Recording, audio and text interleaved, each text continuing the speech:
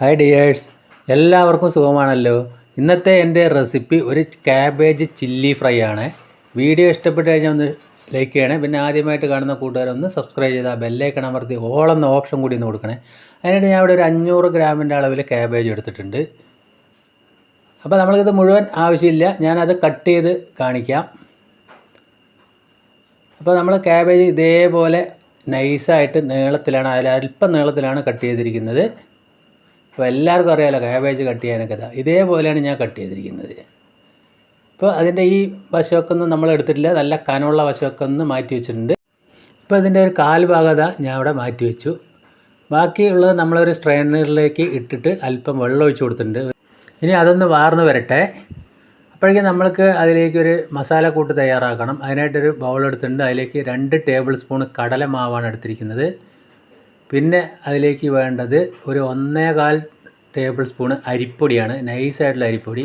പിന്നെ ഒരു 3/4 table spoon മൈദ. ഈ 3 പൊടികൾ നമ്മൾ ചേർത്ത് കൊടുക്കുക. ഇനി അതിലേക്ക് ഒരു അല്പം ഉപ്പ് ചേർത്ത് കൊടുക്കുന്നുണ്ട്. 1/4 ടീസ്പൂൺ മഞ്ഞൾപ്പൊടി, 1 സ്പൂൺ അളവിൽ മുളക് പൊടി ചേർത്തിട്ടുണ്ട്. നല്ല എരിവുണ്ടായിക്കോട്ടെ. പിന്നെ അല്പം ചെറിയ ജീരകം ചതച്ചതും, ഒരു 1/2 സ്പൂൺ ഗരം മസാലയും, ഒരല്പം കായത്തിൻ്റെ പൊടി, ഒരു 1/4 സ്പൂണ്.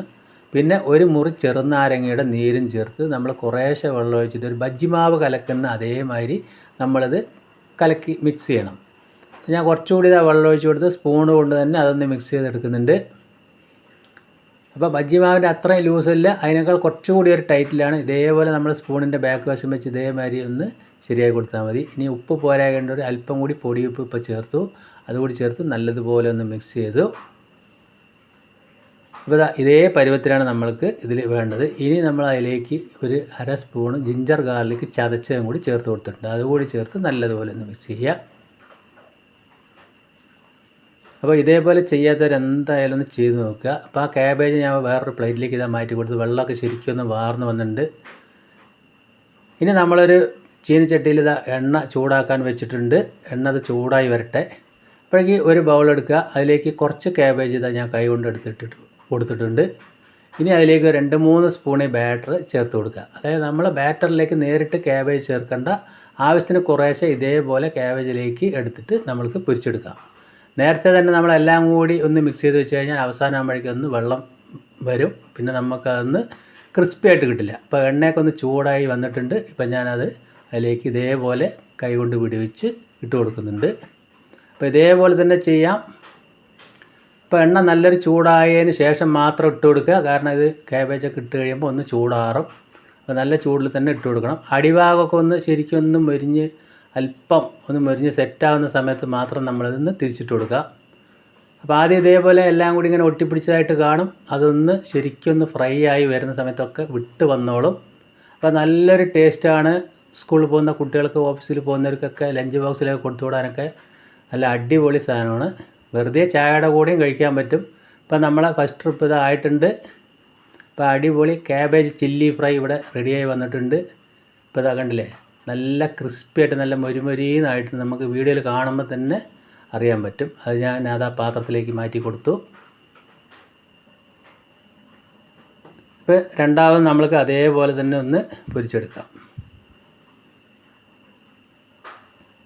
അപ്പോൾ അതേപോലെ തന്നെ നമ്മൾ ചെയ്തെടുക്കുക.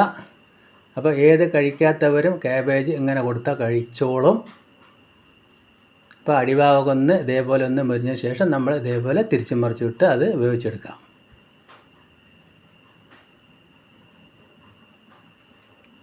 ഇപ്പോൾ നമ്മുടെ രണ്ടാമത്തെ ട്രിപ്പും ഇവിടെ നല്ല കൃത്യമായിട്ട് തന്നെ വന്നിട്ടുണ്ട്. നല്ലപോലെ ക്രിസ്പി ആയിട്ട് ഇവിടെ റെഡിയായിട്ട് നമുക്ക് വീഡിയോയിൽ കാണുമ്പോൾ തന്നെ അറിയാം. അതുകൂടി ഞാൻ അതാ കോരി മാറ്റി.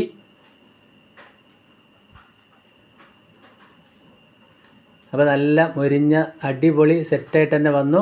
അതുകൂടി ഞാൻ ആ പാത്രത്തിലേക്ക് ഇട്ട് കൊടുത്തു.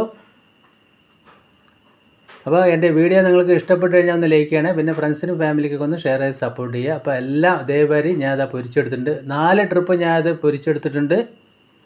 ഇനി നമ്മൾക്ക് ആ കട്ട് ചെയ്ത ക്യാബേജ് ഒരല്പം ഇവിടെ ബാക്കിയുണ്ട്.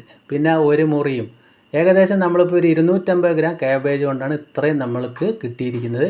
ഒരു 5-6 പച്ചമുളക് ചൂടുള്ള എണ്ണയിലേക്ക് ഇട്ട് കൊടുത്ത് 2 തണ്ട് കറിവേപ്പില ഇട്ട് അതുകൂടി ഒന്ന് മൊരിച്ചതിന് ശേഷം നമ്മൾ ആ ക്യാബേജിൻ്റെ മേലെ ഇട്ട് കൊടുക്കാം. അപ്പോൾ നല്ലൊരു ഭംഗിയായി. എന്നിട്ട് നല്ലതുപോലെ അതൊന്ന് മിക്സ് ചെയ്യുക.